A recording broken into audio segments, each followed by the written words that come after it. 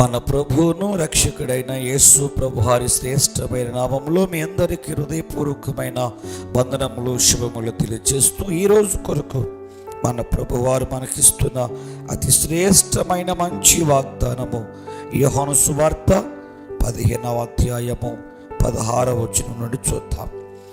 మీరు నన్ను ఏర్పరచుకొనలేదు, మీరు నా పేరిట తండ్రిని ఏమి అడుగుదరో అది ఆయన అనుగ్రహించున్నట్లు మీరు వెళ్ళి ఫలించుటకును మీ ఫలము నిలిచి ఉండుటకును నేను మిమ్మును ఏర్పరచుకుని నియమించి తిని.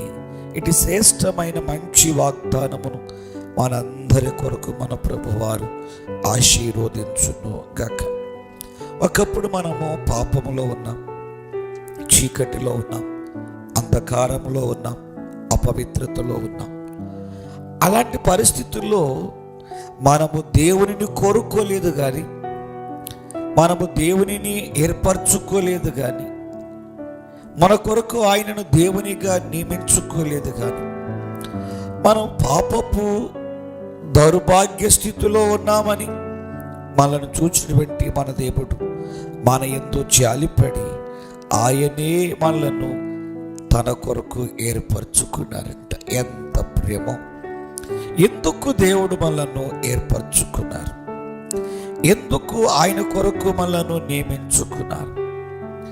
ఎందుకు దేవుడు తన కొరకు మనలను ప్రత్యేకించుకున్నారు అంటే, మనము ఫలించవలెనని, అభివృద్ధి పొందవలెనని, విస్తరించవలెనని, దీవించబడవలెనని, ఆశీర్వదించబడవలెనని, అనేకులకు మనము ఆశీర్వాద కారకులుగా ఉండవలెనని దేవుడు తన బిడలుగా మనలను ఏర్పరచుకున్నారు. హల్లెలూయా.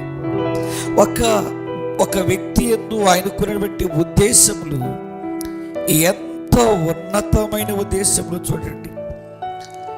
నీవు నీకులాగా ఉండకూడదని, నీవు అనేకులకు ఆశీర్వాద కారకురాలుగా ఉండాలని, ఆయన కుమార్తెగా ఉన్నట్లు, ఆయన కుమారునిగా ఉన్నట్లు, ఆయన సొత్తుగా ఉన్నట్లు, ఆయన ప్రజగా ఉన్నట్లు, ఆయన వారసులుగా ఉన్నట్లుగా, ఆయన సంతతిగా ఉన్నట్లుగా ఈ లోకములో నుండి మనలను మన దేవుడు ఏర్పరచుకున్నాడు, నియమించుకున్నాడు. దేవుని చేత ఏర్పరచబడిన దేవుని ప్రేమైన బిడ్డలారా, మీరు బహుగా ఫలించాలని ఆయన కోరుకుంటున్నారు. మనం బహుగా ఆశీర్వదించబడాలని కోరుకుంటున్నారు. ఆయన మార్గంలో నడుస్తూ, ప్రార్థన చేస్తూ, వాక్యం చదువుతూ, ఆయనకి ఇష్టలుగా ఉంటూ, ఆయన ద్వారా మనము బహుగా ఈ లోకములో ఆశీర్వదించబడుదుముగాక. ప్రేమ నమ్మకమైన యేసుక్రీస్తు ప్రభు మీరు ఇచ్చిన మంచి వాగ్దానమును మా అందరి కొరకు మీరు బహుగా ఫలింపచేసి ఆశీర్వదించండి. మమ్మల్ని అనేకులకు ఆశీర్వాద కారకులుగా చేయండి. క్రీస్తు నామములో ప్రార్థించి వేడుకుంటున్నాం తండ్రి. ఆమేన్.